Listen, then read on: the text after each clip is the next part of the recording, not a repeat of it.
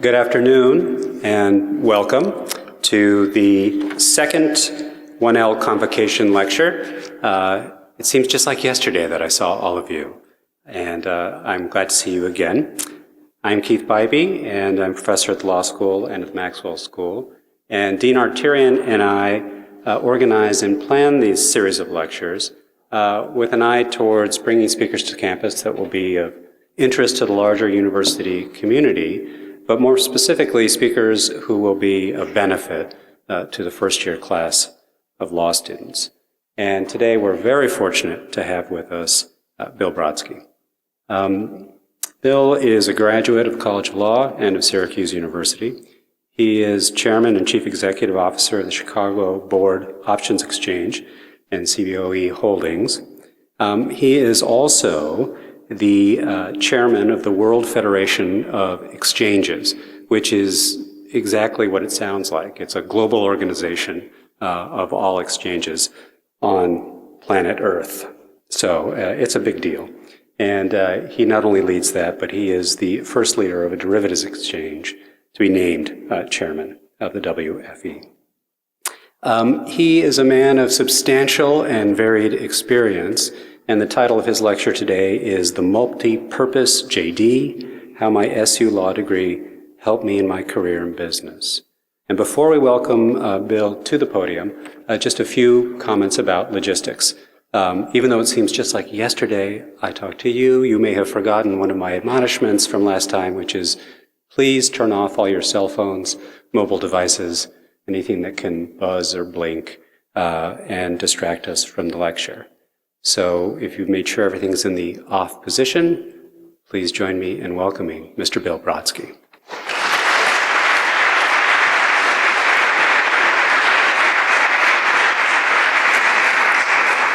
Thank you, Keith. It's great to be back on campus, particularly on a beautiful day. And one of the nice things I see is that this is the way I understand you dress every day for class. No? I must tell you, it's an honor to be here because when you come back to your own school and see the students, it's a special treat. I have the pleasure of being in different schools, of course, during the course of the year, but being back on this campus is very, very special. I also want to make note that my wife is here. We met while I was in law school, and we're still together. And she's had a great influence on my career, and I want you to know that. And she's here this afternoon, by the way, because she sponsors a lecture at the library. We have the dean of the library here. And so it's nice to have you here with the dean of the law school. So thank you. So let me tell you what I want to do with you today. I want to do three things. I want to talk to you about how my Syracuse legal training helped me as I morphed from being a lawyer to a business person. What I learned about running a public company in the last 18 months, which has been a unique challenge for me at this stage of my career. And then I want to just give you what I'll call my list of lessons that I learned in life, really, not just in my career in business, some of which may be useful to you now and others may be as you go on in your career. So first, just to give you a little background of my path of my career, I started off after law school as a lawyer at a securities brokerage firm on Wall Street, and I spent 8 years as a lawyer, first at the brokerage firm and then at the American Stock Exchange. Along the way, I wrote an article in a legal publication about a new fangled thing in Chicago called exchange-traded options, by this exchange called the Chicago Board Options Exchange, and who would have thought, 30 years later that I'd be running that exchange. It was something I couldn't even have imagined when I wrote the article. I then moved to the business side. I didn't plan it. Things happen in the course of your career that you can't always anticipate, and you have to decide when opportunities come about what you want to do. And so my first 8 years, I was being paid as a lawyer, and all of a sudden I'm being asked, do I want to be the vice president in charge of options? Which was not my background or expertise, but the writing of the article actually gave me insights that I wouldn't have otherwise had. Then I got involved in management, which included things like marketing and operations, legislation, SEC regulations. So some things were closer to the legal training. Others, I literally had to learn on the fly. But it was a challenge and I enjoyed it. As I gained additional responsibilities at the American Stock Exchange, I was approached by a search firm or a headhunter, and my wife and I and our kids moved to Chicago, which was the biggest career change and life change that we had ever had at that time. And I became the chief operating officer of the Chicago Mercantile Exchange, which for me was another change because I had gone from stocks and options into futures, which in those days no one had really heard about, and I was looked at kind of oddly, why would you do that? I then got heavily immersed in running a whole organization from a management, planning, operations point of view with new products, dealing with economists, international things that I had never dealt with before. And then 2 years later, I became CEO, and I stayed CEO of the Chicago Mercantile Exchange for 12 years when another search firm came to me and said, you know, there's an exchange across town called the Chicago Board Options Exchange, which, of course, I had heard about, and asked if I would like to become chairman and CEO. And that the timing was right for me to make that change, and I did it. It was easier in other respects because we didn't have to pick up and move again. But I've now been chairman and CEO of that exchange for 15 years, come February. But the real point of this is to tell you that there's not a day that goes by that I don't use my legal training in some way. And it doesn't hit you like a light going off, but as issues confront you, there's always something where the legal training becomes valuable, or to me, invaluable. So in preparing this, I made a list of the things that I have encountered in the last 10, 12 years that even shock me. Things that I hadn't used since law school, all of a sudden the last few years become highly relevant. So let me give you a list of things to give you an idea of the types of things. Now, for many of you, you're just in your first year, you haven't taken all the courses or been exposed to things. But the one thing I would tell you, and I don't keep track of your curriculum these days, Dean, I'm sorry, I don't know, but the one thing I would say to you is that make sure you have enough of the basic courses. We didn't have a lot of choice in our first year or two of law school. Third year, we could take anything we wanted. And I don't know what you do these days, and I know you have an enormous variety of course offerings, but from my perspective, the core courses that I took in my first year and a half or so of law school are the ones that I draw on most. Not sort of the more exotic courses of things that what I would not call a bar course, but the bar courses, and there were probably 8 or 10, were so important, not just for the bar, but they're the building blocks of your legal education. So I don't care whether it's required or not required. I'm telling you that looking back on it, those fundamental courses that I had then are the ones that I draw on most today. So in no special order, early in my CBOE career, I got hit by the Justice Department that we were violating the antitrust laws. That was probably the scariest thing that ever happened to me. The thought you could go to jail for something was very scary. Now, I had done nothing wrong, but it was my organization, and there were things that went on that I didn't even know about that they picked up in emails. Emails, by the way, are the most dangerous thing that you can do. If you are in business and you're under subpoena, and now they take your emails. And so I have a rule, you don't put something in an email that you wouldn't but want to see on the front page of the newspaper, because it's a record you can never take back. We got involved with the settlement with the Justice Department. We had a consent decree. And I will tell you, in the big scheme of things, it was nothing big, but at the time, the Justice Department wanted, as the antitrust chief, Joel Klein, said to me at the time, we want a slice of bread or a piece of flesh.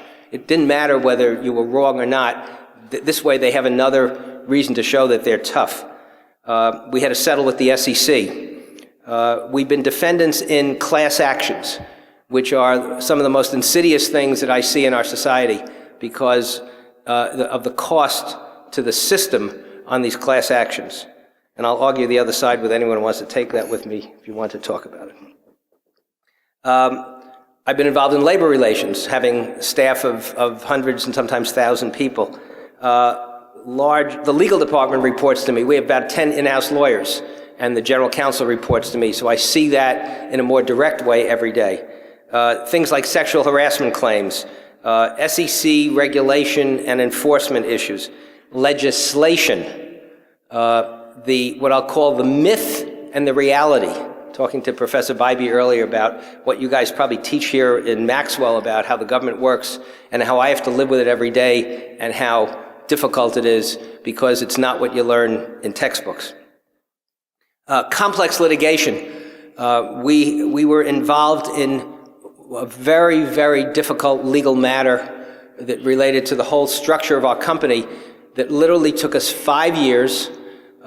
We had a minimum of 3 law firms. We had a Chicago law firm, a New York law firm, and a Delaware law firm.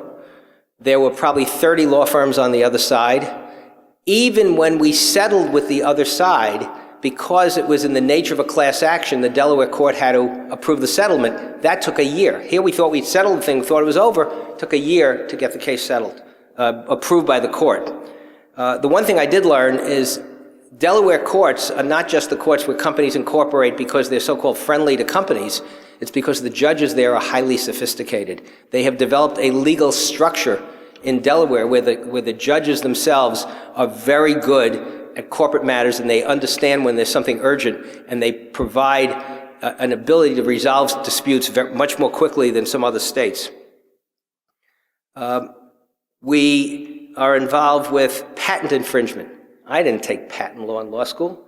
I learned more patent law in the last 2 years than I ever wanted to know about, because in the days that we live in, both patent law and the broader area of intellectual property is a very, very important thing for businesses generally. And of course, because of automation and computerization, it becomes very, very important.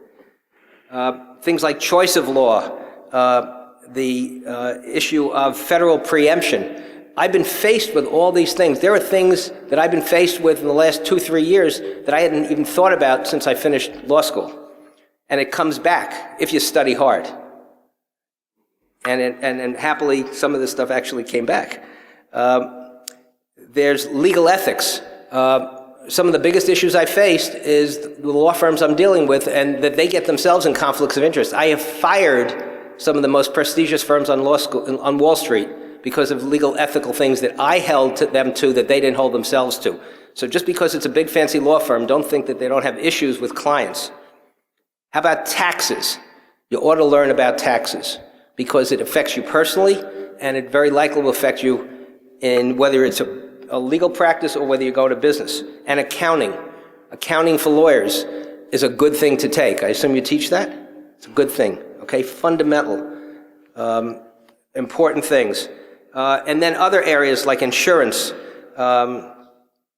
the M&A area, and what we brought ourselves to ultimately was an IPO. So this is just a list of what I could think about without extensive research that I have been confronted with. And quite frankly, when these things come to me, it's not as if, gee, I need to have a whole phalanx of lawyers around me, because I feel comfortable enough in my own experience to deal with these, and I use the lawyers much more on a very specific basis because things do change and you want someone else's opinion. The other thing that I think is very important is there are 2 kinds of lawyers. There are lawyers who are mechanics, and there are lawyers who provide real judgment. And you got to know the mechanics, you got to know how the basic things are done, but there are certain lawyers that rise above it, where people look at them as trusted advisors. And you don't get that in law school, you get that from experience. And I just say this to you because ultimately, some people will select lawyers because of their judgment, because the technicalities are easy. You can get lawyers and law firms to know the technicalities. You want the senior people who can provide you with that kind of judgment. That is a very rare thing. So what are the common things that I take from all of this? One is that how you analyze a case. You're analyzing cases. Do people still brief cases? You brief them? You write them out? Do them on the computer? Okay. So to me, that was a big pain. It was hard work. But it taught me something about issues that confront me every day on how I deal with problems. And the most important single thing is to get the facts. If you can get the facts right, other things fall into line. If you don't get all the facts, you have trouble doing the analysis. So every time I'm confronted with something and someone comes running into my office with their hair on fire, I say, calm down, let's understand what's going on first. And although I do this in a business context, it's my legal training that kind of helps me discipline the process when I'm confronted with it. And of course, then you got to determine what the issues are. We used to call it issue spotting in law school. I don't know if you still call it issue spotting, but that's what we called it. And then once you get the facts, you have all the issues. And of course, in law school, it was easy. You take a torts course, you always knew that you're looking for a tort. But when you're in real life, there's no one that says, hey, this is a tort case. You have to figure out what are the different issues that come into play. And then, of course, reaching the conclusion. And one of the things that I found is even when you get to that point, one of the most important things is how you follow through.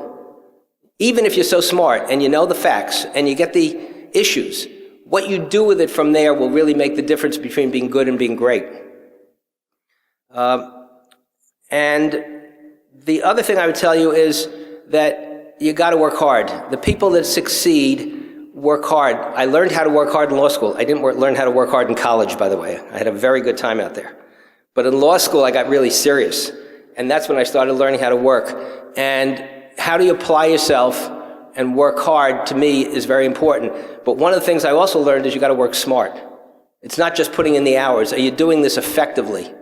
And that, to me, was a very important thing that I've learned along the way. As I said, I didn't plan for a business career. It happened that way. And I've now been CEO of 2 companies for 26 years. So it's been a great amount of fun, but it also, to me, was enabled by the fact that I had this good training. So what have I learned in the last 18 months as taking a company public? So I ran exchanges which for years and years, actually hundreds of years, were private companies, and we were not public companies. In the last 10 years, all the big exchanges in the United States and around the world have become public companies. So I just wanted to give you a little background because to me that was a whole learning experience itself. And again, no one gives you a book and said, oh, welcome, you're going to run a public company. But let me tell you some of the things that we do in running a public company. First of all, in the path that led to our public offering, which was about 12 months, we retained 2 law firms. One law firm did all the hard legal filings, and the other firm was kind of advisory because the firm that we used for many, many years was very much into our technicalities, and I wanted to have someone else, an advisor, just kind of looking over our shoulder. So that's how I did that. We then hired an investment banker. I will tell you it was Goldman Sachs, and they did a very, very good job. We hired public relations firms and branding experts, and of course we had to have accountants. We had document preparation, is an enormous task because the whole thing when you're going public is you have to tell the public about you. It's called an S1 registration statement. It's a very lengthy document. Ours must have been probably 180 pages or so, single-spaced. It has past history, it has the risks you run, it has a whole section on litigation, and everything has to be done very, very carefully, and then you go back and forth with the SEC. It seems like forever. We made our filings with the SEC, and when we were ready to get going, we had to have what they call a roadshow, which was a 2-week period where you literally, we chartered a private plane and literally went to sometimes 2 or 3 cities a day for 2 weeks. And what you're doing is you're going to meeting with institutional investors and getting them interested in your story and hope that they'll buy the stock. And of course, in the last 2 years, we went public in June of 2010. The markets have been very, very difficult. And there was actually a point in time where I said to our bankers, I said, how late can I make a decision to pull the plug because the markets had gotten so difficult? And we had that little window and we were able to complete it in the 3rd week of June of 2010. One of the big areas that deal with for public companies these days is what's called corporate governance. That's a whole nother area of corporate law. What you have to, how you run your boards and whether you have a CEO separate from the chairman and how many independent directors you have and what's in the proxy. All these things are not only important, but ever since Enron and Sarbanes-Oxley and many other things that have come about have become even more and more under a microscope. And then since the IPO, we now deal with security analysts. So we have 20 brokerage firms, from the biggest firms that you ever heard of to small boutiques. The Bank of America's, Goldman Sachs's, Citicorp's all follow us, which means that everything we say and do, they scrutinize. And sometimes I actually read their reports and they seem to understand my business as well as we do, which is quite remarkable. We have quarterly earnings calls You could listen in this coming week to our earnings call, because under SEC Rule FD, which means fair disclosure, we can't just put people in a room and say, now this is the story, but other people can't hear it. Everyone has to hear it and have access to it at the same time, and now we do it through conference calls and webcasts. We deal with M&A issues, a very important part of the business. What if someone came and approached us for a takeover, or what if we wanted to buy someone else, and how does that work? And none of these things happen without lawyers. Competition issues, very, very important. There's a very fascinating thing going on right now in my world where the New York Stock Exchange and the Deutsche Börse in Germany are trying to merge. And it's all about the analysis by the competition authorities in Brussels that are scrutinizing this deal, not the Justice Department in the US, but in Brussels. And yet, the CEO of the New York Stock Exchange has to deal with all those issues. Stock buybacks, a company buys back the stock or declares a dividend, what your disclosure policies are, what your corporate strategy is. And the most important thing for me running a public company is liability. There's enormous liability. It is scary what the liabilities are, particularly since Sarbanes-Oxley, where I have to sign off personally on financial statements and other things where no matter how good you are, you have to rely on your own people to tell you that what's accurate is on those documents. There's no way you can possibly know everything in every document. So the ability to manage people is very important, and I'll cover that in a minute. So those are my kind of short observations of how my life changed and how, you know, after years and years of doing a thing pretty much the same, although many challenges along the way, all of a sudden I had a whole new world that I wasn't ever trained for or prepared for, but you learn because you have to. But the fact that I felt that my legal training gave me the ability to tackle an issue and learn something that I knew nothing about, I had the confidence in myself that that training would allow me to learn anything that I need to if I apply myself. So here's my list. It's about 12 items of things that I thought would be useful to you today. And then I'll wrap up and hopefully we'll take some questions. First of all, it's kind of fun. Just try to make some friends in law school. I still have friends from law school, probably more friends from law school than I had from high school or college, because it's the last time that you're in this kind of environment with people, and you have more in common with the people you go to law school with than you certainly did with people you went to high school with. Find a professor that you respect, that you can connect with. If you do, you're really lucky. Someone who he or she may be an advisor, could become a mentor. I was lucky. I had a professor in undergraduate school that actually was my mentor and friend for many, many years. And Keith Bybee actually held the chair that Joan and I helped create in honor of that professor. Do something that distinguishes yourself. I was lucky that my wife pushed me into writing an article about the CBOE many years ago that actually created something that I didn't have. People all of a sudden looked and said, hey, this guy knows something about this new thing that we don't know anything about. And no one asked me to do it. I went and said, hey, I want to write an article about this new thing in Chicago. What do you think? And what was then called the Review of Securities Regulation published it. Do something while you're in law school. Law review, write something, volunteer, do something in the legal clinics. Not only will it add variety to your life, but it will enhance your whole experience. I mean, you can go to law school and do nothing and do great in law school, but you're missing out if you don't do something else while you're here. And then, particularly after you're out of law school, do things in the non-work environment, whether it's your school, your community, in the governmental process. One of the things that concerns me most is the lack of interest by the general population, even at the sophisticated graduate school educated level, of people who care what's going on in our society. I am very concerned with what's going on in our country. And we, as the non-elected class, should be holding the elected class accountable. And I don't think we're doing a very good job of it, quite frankly. And I deal with senators and congressmen all the time, for example. Have integrity with everything you do.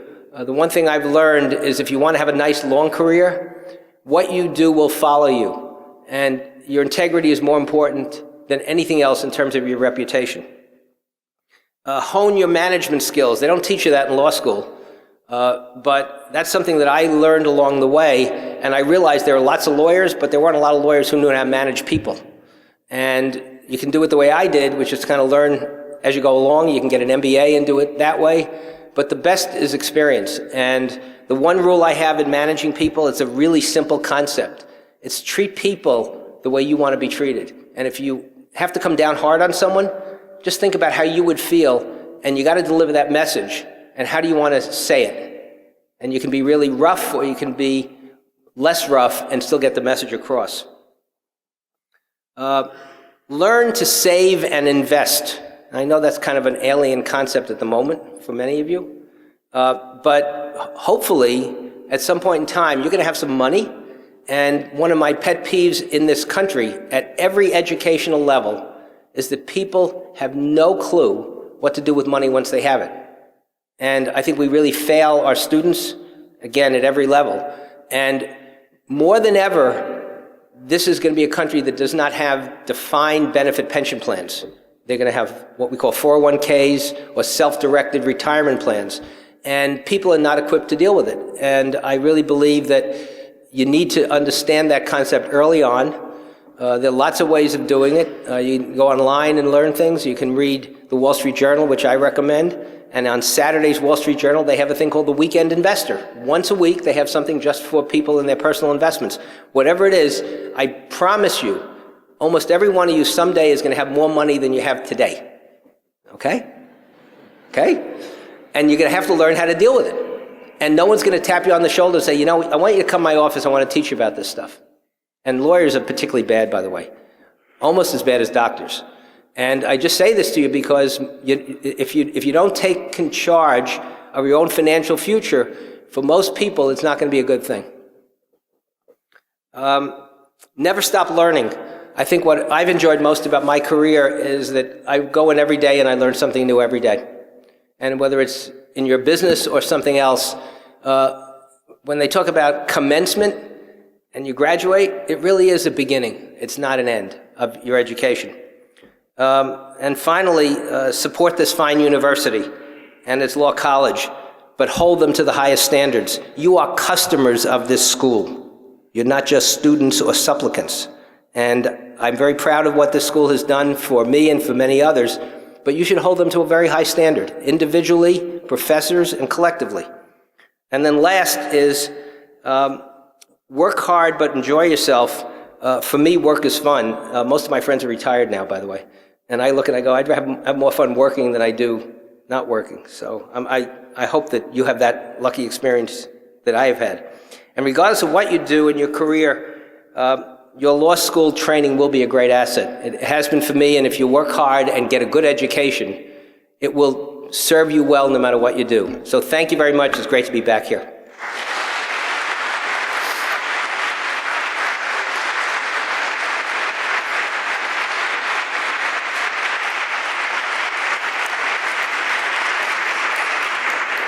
So I'm happy to take your questions. I can do it down low or from up here. I don't know where it projects best. Thank you.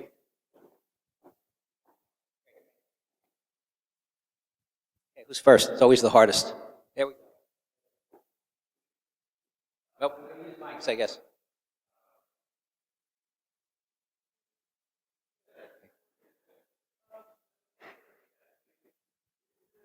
Wait, I can't hear you. Is the deal they just brokered in Europe Is the what? The deal they just brokered in Europe? Is it? Oh, you mean with the EU? Yeah, with the debt. Right. Is that something you see like fixing it for long term or just a Band-Aid? I think it remains to be seen. What they were trying to do is avoid the Greek default and to keep the union together. And it will take time to see. But it was very, very important. I'll tell you, if you want to worry about something, worry about this country. Worry about what's going on in Washington. They have this, I don't know what they call it, this super committee of, I think it's 12 or 16 people. This is frightening. I had breakfast with a Democratic senator yesterday. I had lunch with a Republican senator yesterday. And I am really nervous for all of us and what's going on in this country because there doesn't seem to be enough leadership to solve the big problems. we are, as a country, in as serious shape as Europe, but it's not as urgent. And what they're trying to do is fix it so that you guys are not paying for my Social Security. And it's insane what's going on. It's highly partisan, and it's very, very concerning. So watch, because they have a deadline. They're supposed to get to the Congressional Budget Office by November 1st with a plan so they can, what they call, score it to see if it works. And then they're supposed to have it done by November 23rd, and then there's a cutoff, a later cutoff, final cutoff of December 23rd. And if they don't come to some conclusion, they go into some sort of automatic triggers, and it will be very bad. And I am very, very concerned about it. So Europe is temporarily under control, but the U.S. is not in good shape right now.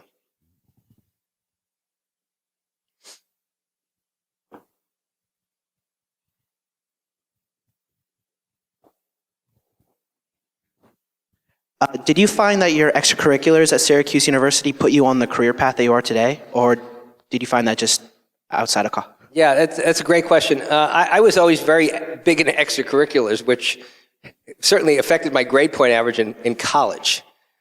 In law school, I ended up doing better. I found that it helped me in my future career a lot because I was doing things that, as I look back, helped me in the management and administrative area. I helped create the first legal clinic here, which became what was called Onondaga Neighborhood Legal Services. I don't know what it's called these days, but I was the student that was hired to incorporate it and get it off the ground. I was actually, as a law student, hiring lawyers, which was kind of interesting. So I was doing non-legal things that you would kind of do if you were running a law firm. And so a lot of that interested me a lot, and I ended up, going in that direction. So a lot of the extracurricular things I did, I applied in a way that I think helped me a lot. Yes, over here. Here we are. When moving to Chicago, how did you make contacts? How did you network? Did you know anybody, or did you just stay within the business? Well, first of all, when we moved to Chicago, we had 3 kids, and my wife had a big task because we didn't know where the dentists were, the doctors were, the barbers were. So we had it was a big change, and we had never done it before. There are people who are with companies, they move them all the time, and they just become good at moving around. We were kind of fixed in the ground, and it was harder. Basically, I concentrated on learning what I had to do. I walked into a mess, which is why they hired me, and I had to really stay very focused on that. And my wife, as she has done, did a great job with our kids and getting settled. But over time, in the same way that I answered that question earlier about extracurricular things, we started doing other things in the community. And although we didn't know anyone when we moved to town, we got involved in other things. So that today my wife's on the board of the Newberry Library, which is one of the great humanities libraries in the country, and I'm going to become chairman of the biggest hospital in Chicago. We don't have to do those things. We've always felt that giving back and doing things that are important in a community are very important to the fulfillment of a broader lifestyle. So it's hard to say exactly what we did, but certainly we stuck to the fundamentals at first. And as we got our feet on the ground, we started doing other things. Yes? I didn't want the person with the mic to have to walk all the way to the back of the room.